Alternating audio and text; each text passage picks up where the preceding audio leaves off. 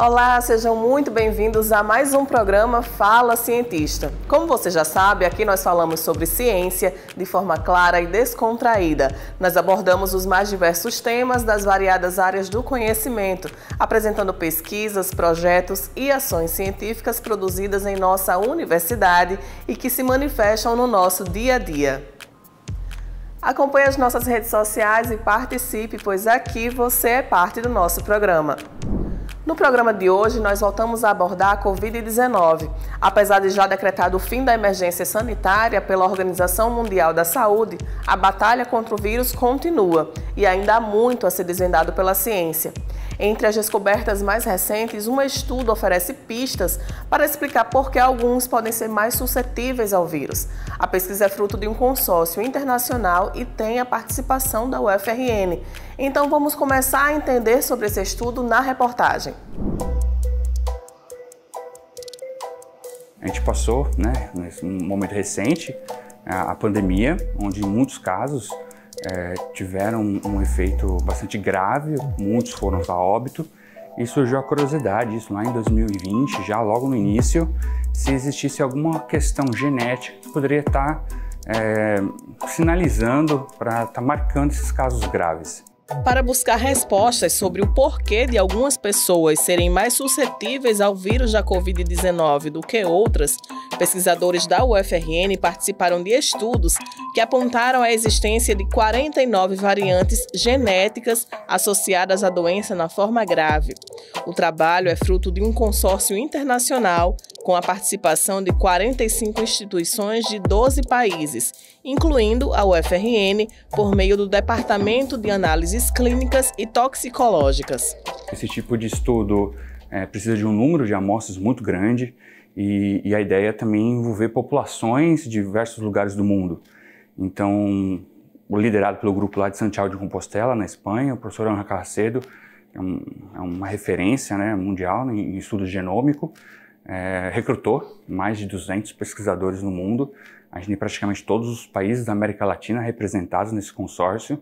Aqui no Brasil foram 5 universidades, A gente coordenou toda essa força-tarefa aqui no Brasil para estar coletando amostras de pacientes que tiveram Covid, E toda a classificação, Então, se foi uma Covid leve, moderada, grave, severa, se veio a óbito.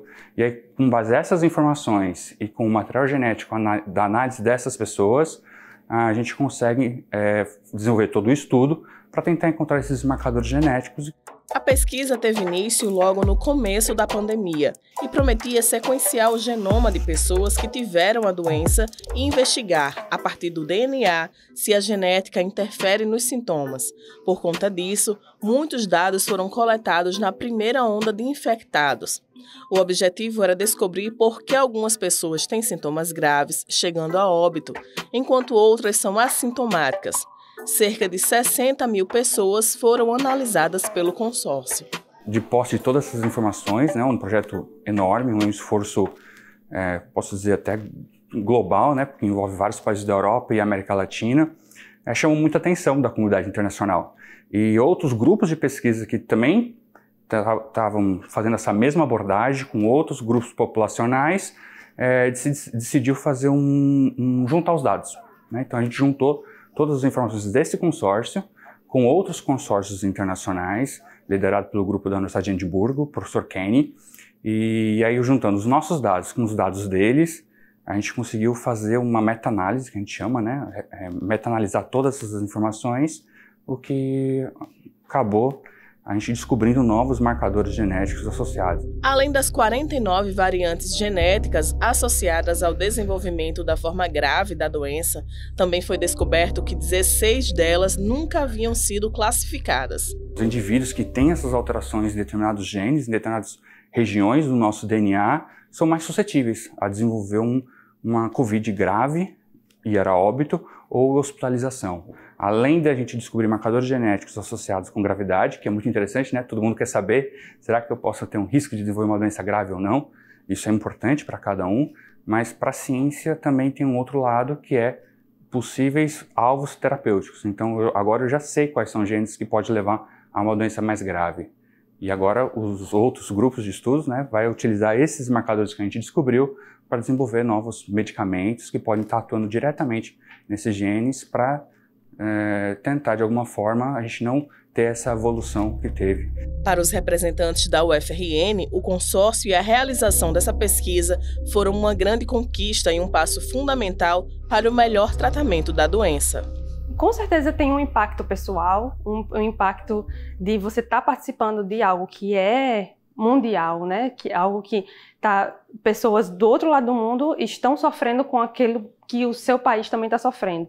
Então, você poder se envolver em tentar encontrar soluções para uma doença dessa é algo gratificante pessoalmente. Mas, como uma pessoa acadêmica e profissionalmente também, você ter parceria com pesquisadores internacionais e ainda conseguir chegar a uma publicação do tamanho que é uma publicação na Nature é muito, muito importante. E o mais interessante não necessariamente só a questão do Covid, óbvio que o grande tema é o Covid, né? Muitas pessoas podem perguntar assim, mas a pandemia já passou, né? A gente não tem mais tantos casos graves, mas o que fica para a ciência é esse modelo de estudo. Devido à pandemia, a gente conseguiu movimentar um grupo de cientistas muito grande ao redor do mundo e a gente conseguiu usar abordagens estatísticas com um número de amostras enorme, né? Não é, como posso dizer, corriqueiro você analisar 60, 70 mil amostras de pacientes infectados e provar que esses métodos, tanto os métodos estatísticos como os métodos experimentais de laboratório, são capazes de descobrir novos genes e potenciais alvos terapêuticos. Ou seja, isso serve como modelo para as outras doenças, sejam infecciosas ou não.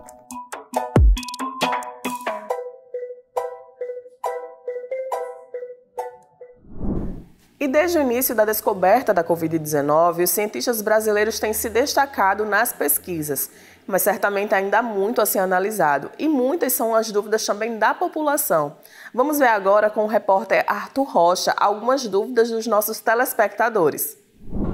A pandemia causada pelo coronavírus em 2020 está atualmente sob controle, graças ao trabalho intenso de pesquisadores e cientistas. Mas como nós vimos, as pesquisas continuam, até porque muitas foram as sequelas deixadas e também nós precisamos evitar que uma nova pandemia ocorra. Vamos agora esclarecer algumas dúvidas sobre esse assunto. Gente, eu gostaria de saber se tem pessoas que são mais propícias a ter o Covid do que outras.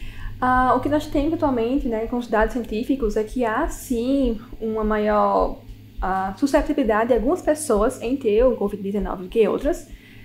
Nós acreditamos que isso está relacionado com a presença de receptores, né, que são as portas de entrada para o vírus no nosso corpo. E além disso, nós temos também algumas pessoas que têm o maior risco de agravamento da doença por questões de como o corpo responde ao vírus, de questões até mesmo de doenças pré-existentes, né? Então, tudo isso são fatores que unidos podem aumentar essa suscetibilidade e a disposição para um caso mais grave. Existe alguma explicação genética para quem teve Covid mais grave? Existem alguns estudos, né, que indicam uma possível predisposição genética para a gravidade da Covid-19. Esse papel da genética, né, ele provavelmente está relacionado a como o vírus ele interage com nossos receptores, né, que são as portas de entrada, e também como o nosso corpo reage a esse tipo de infecção, né? Algumas pessoas vão ter uma resposta mais intensa, né, que é conhecido como a tempestade de citocinas, então o corpo vai gerar uma inflamação mais intensa que vai necessitar, então, de uma hospitalização. Então, fatores genéticos estão provavelmente relacionados a como o curso da doença vai ocorrer, pensando justamente de como nós vamos responder a esse vírus. Sobre as sequelas da Covid, há algum fator genético que determine ou não quem pode ter sequelas? Existem, né, agora, né, que a Covid ela deixou de ser uma emergência de saúde, agora a grande preocupação é justamente nos efeitos crônicos, né, nos infectados. E aí várias pesquisas agora estão se concentrando, né, para estudar, né, o que está por trás, por exemplo, de uma pessoa continuar apresentando fadiga, né, muitos meses, cerca de 6 meses, às vezes 1 ano, né, depois da infecção, continuar apresentando fadiga. Algumas pessoas não voltaram a ter né, o olfato, né? Também tem algumas pessoas que apresentam perda de cognição, ou perda de concentração, memória, né? Então, acredita-se, tem alguns estudos que estão tentando ver se existe, né, fatores genéticos por trás desses sintomas, mas ainda são pesquisas em andamento agora no momento. O foco no momento é realmente ver esse impacto a longo prazo, né? E o que a gente vai ver, né, nos próximos anos com relação às pessoas que foram infectadas uma vez, mais de uma vez, se existe diferença, né? Então, é o que ainda está em andamento, né? Que a gente ainda vai ver. Como a UFRN tem se envolvido nas pesquisas sobre a Covid?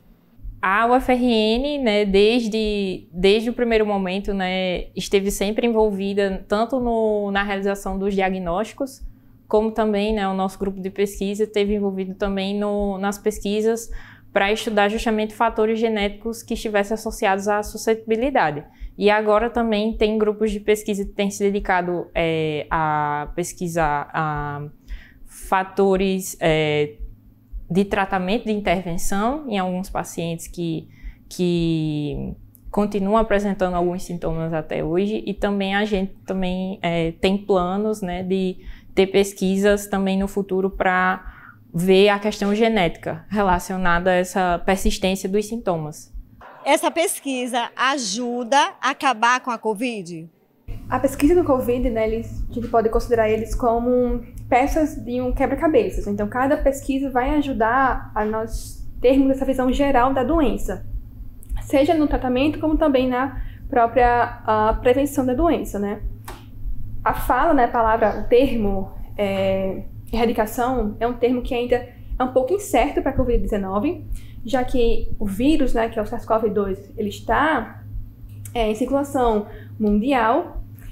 Nós temos uma ferramenta extremamente importante, que é a vacinação. Nós temos também exemplos de doenças anteriores que foram erradicadas por meio da vacinação, sendo que, por esse vírus ainda ser bastante novo, não temos dados específicos de quando a doença vai ser erradicada. Existem estudos epidemiológicos que indicam que o Covid possa ser algo como uma gripe, né, que vai continuar ainda entre nós por alguns anos, mas isso são dados que iremos ver ao futuro, né, como vai ser a questão da presença desse vírus nos próximos anos. A perspectiva de novos avanços no tratamento da Covid? Se compararmos hoje com lá no início da pandemia, nós tivemos um avanço muito grande em relação ao tratamento.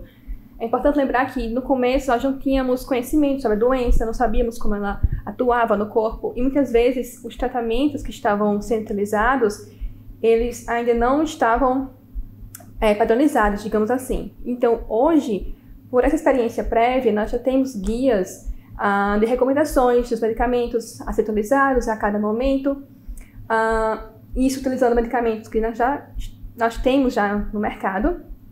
Mas um avanço muito importante foi com o lançamento do Paxlovid, que é um medicamento antiviral focado para o combate do Covid-19, né, do vírus causador. Nos próximos anos, provavelmente, outros medicamentos com esse foco antiviral poderão ser lançados no mercado, né, para evitar justamente que um paciente que tem um maior risco de desenvolver um agravamento da doença, ele precise ser hospitalizado. Que bom que já temos tantas respostas e boas perspectivas na área da saúde, não é mesmo? Agora nós vamos para um rápido intervalo e já nós voltamos com mais informação e ciência. Estamos de volta e agora é aquele momento de descontração e mais informações no quadro Sabia Não? Com o surgimento da Covid-19 e sua larga disseminação em todo o mundo, muito tem se falado em pandemia e vacinação. A vacina, por sua vez, foi a grande responsável por frear a contaminação do novo coronavírus. Muitos questionamentos foram levantados sobre sua fabricação. Mas você sabia que a formulação da primeira vacina na história foi há 224 anos? Sabia não?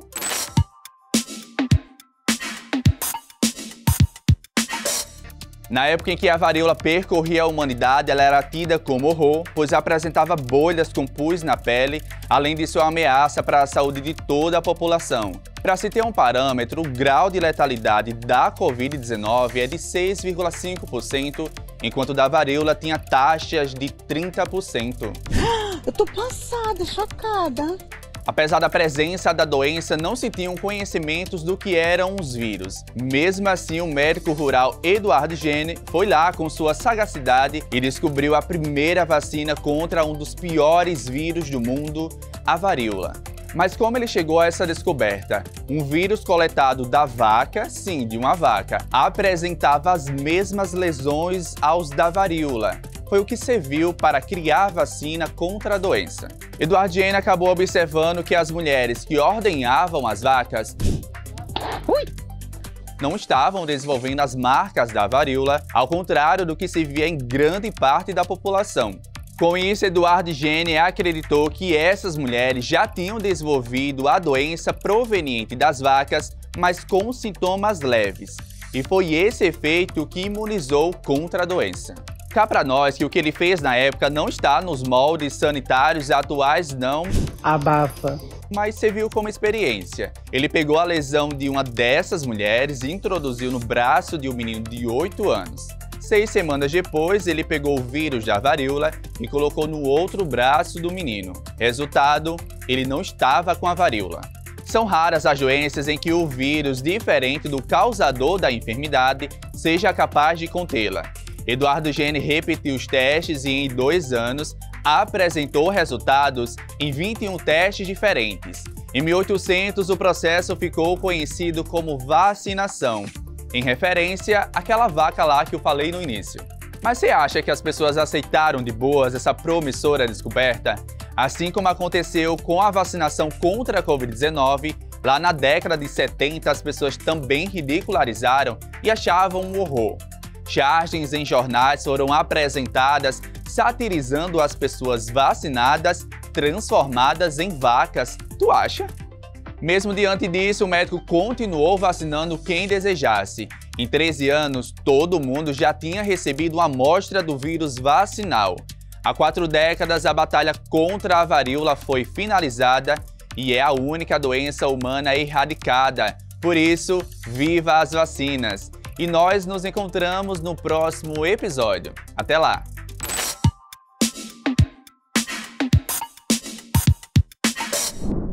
No programa de hoje, conhecemos sobre o trabalho de um grupo de pesquisadores aqui da UFRN que participou de um grande estudo internacional e descobriu variantes genéticas associadas ao desenvolvimento da forma grave da Covid-19.